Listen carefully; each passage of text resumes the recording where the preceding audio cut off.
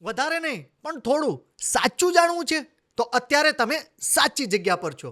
Your podcast Gujarati clips. તો comment અને subscribe કરવાનું નહીં ભૂલતા. અને પછી સુરત ક્યારે આવવાનું થયું? પછી સુરત આવવાની બી એક આવી રીતે જ બહુ ઇન્ટરેસ્ટિંગ જર્ની છે. સી તો આ બધી સિરિયલો મેં કરી, આ રીતે બધું કર્યું. એના પછી જે આ કહે છે ને કિસ્મત કે તમારે ઇટ વોઝ રિટન. સેટ તો હતું ને, હવે તો બધું સેટ થઈ રહ્યું હતું. આ તમે જેટલી વાત કરો, મુંબઈમાં એક આખું સેટ તમારું બ્રેકગ્રાઉન્ડ થઈ રહ્યું હતું. સર્કલ મારું હતું, ત્યાં તમે કામ કરી શકતા હતા. તો પછી ગુજરાતીમાં આવીને ગુજરાતી ફિલ્મ ડિરેક્ટ કરવી કેમ? ત્યાં હું કામ કરી બી રહ્યો હતો. અને ઇટ્સ અ લોંગ સ્ટોરી. થોડુંક આપણે પાછું ફ્લેશબેકમાં જઈએ તો હું આ સિરિયલ જે એ રિશ્તા કરતો હતો ને, એ કરતાં કરતાં પછી એક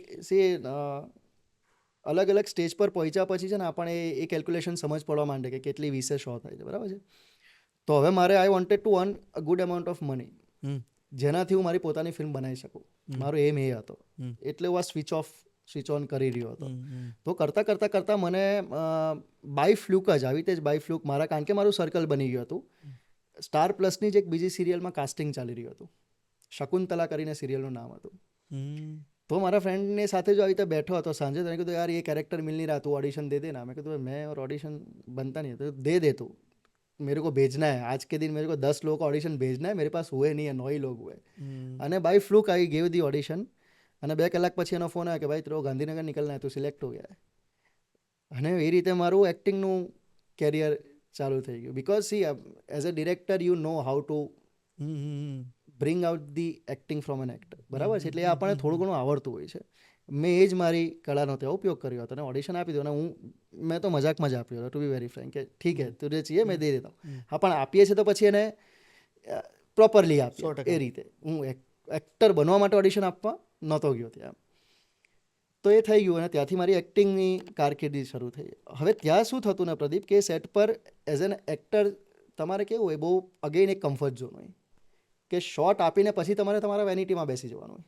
ઓકે, બીજું કંઈ કરવાનું હોય નહીં.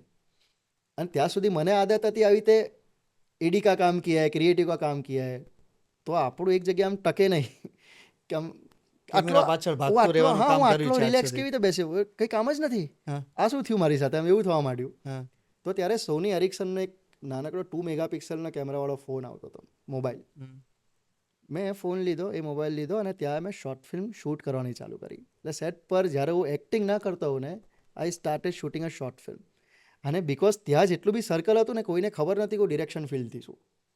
એટલે ત્યારે મને કોઈ સિરિયસલી લીધો નહીં કે અચ્છા મારું એવું એક એ બી છે કે I look too young for my age. એટલે મને લોકો એ રીતે બહુ સિરિયસ ન કે એ બચ્ચા સા દિખતા હે, એ ક્યાંય કરે, ખેલ રહા હે ખેલ લે દો. એટલે ત્યારના ઘણા સારા એમાં ભગવાન તિવારી કરીને એક એક્ટર હતા, જ્ઞાનજી, મોટા એક્ટર્સ, એ લોકો સાથે મેં એક હોરર ફિલ્મ બનાવી કે હું લિમિટેડ તમને કહું ને આટલું ખાલી બોલી દો, બાકીનું બધું જોડીને બનાવી લઈશ. અને એ લોકોએ ને એવું હતું કે આ ક્યાંય કરી લેગા, ચાલ ખેલ લેતે ઇસકે સાથ, ક્યાં બોલના હે બેટા, ચાલ હમ બોલતે, એવી રીતે કરે. અને પછી એ શોર્ટ ફિલ્મ બનાવીને મેં જ્યારે એ લોકોને બતાવી ને, ત્યારે એ બધા શોકમાં હતા.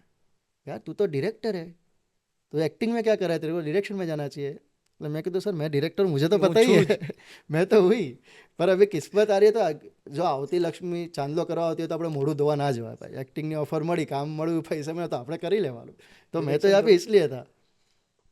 તો એમણે કીધું કે એટલે પછી મારો કોન્ફિડન્સ ઓર વધ્યો કે મને કરવું જ તું. એટલે પછી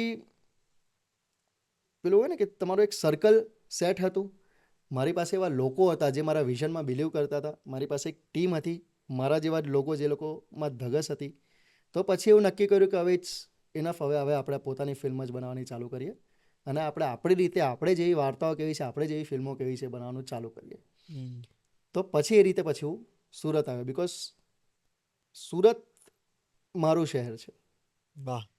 સુરતના લોકો મને ઓળખે છે, બરાબર છે. સુરતમાં મારે સુરતને હું બહુ નજીકથી ઓળખું છું. સુરતની લોકેશન્સથી હું બહુ સારી રીતે વાકેફ છું.